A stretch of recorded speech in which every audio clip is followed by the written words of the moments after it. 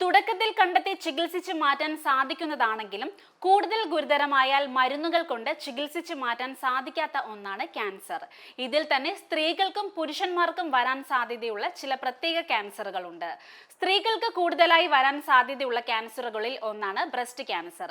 ഇന്നത്തെ കാലത്ത് ഈ രോഗം ബാധിക്കുന്ന സ്ത്രീകളുടെ എണ്ണവും വർദ്ധിച്ചു വരികയാണ്.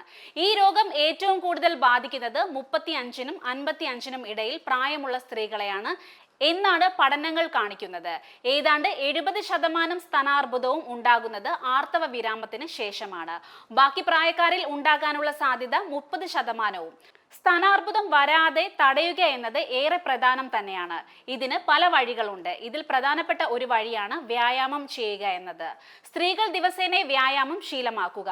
ശരീരത്തിന്റെ എല്ലാ ഭാഗത്തെയും സ്വാധീനിക്കുന്ന വിധത്തിലുള്ള വ്യായാമം ചെയ്യുക എന്നത് ഏറെ പ്രധാനമാണ്.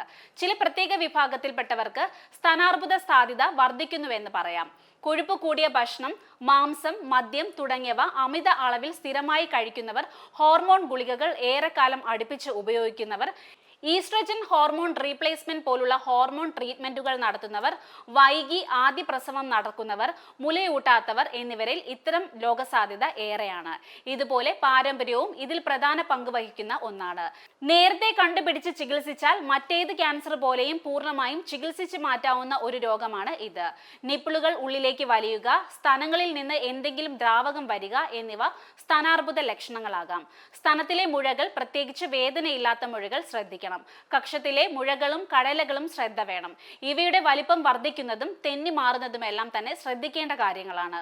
വേദനയില്ലാത്ത മുഴകളാണ് പലപ്പോഴും സ്തനാർബുദ സാധ്യതയായി കണക്കാക്കപ്പെടുന്നത്. സാധാരണയായി ക്യാൻസറുകൾക്ക് വരുന്ന പൊതുവായ ലക്ഷണങ്ങൾ ഈ അർബുദത്തിനും ലക്ഷണമായി വരുന്നു. അമിതമായ ക്ഷീണം, പെട്ടെന്ന് ഭാരം കുറയുക, വിശപ്പില്ലാതാകുക തുടങ്ങിയ പല ലക്ഷണങ്ങളും സ്തനാർബുദ ലക്ഷണം കൂടിയാണ്. സ്വയം പരിശോധനയും മാമോഗ്രാം പോലെയുള്ളവയുമെല്ലാം കൃത്യമായി നടത്തുന്നത് സ്തനാർബുദ സാധ്യത നേരത്തെ കണ്ടെത്തി ചികിത്സിക്കാൻ സഹായിക്കുന്ന വഴികളാണ്.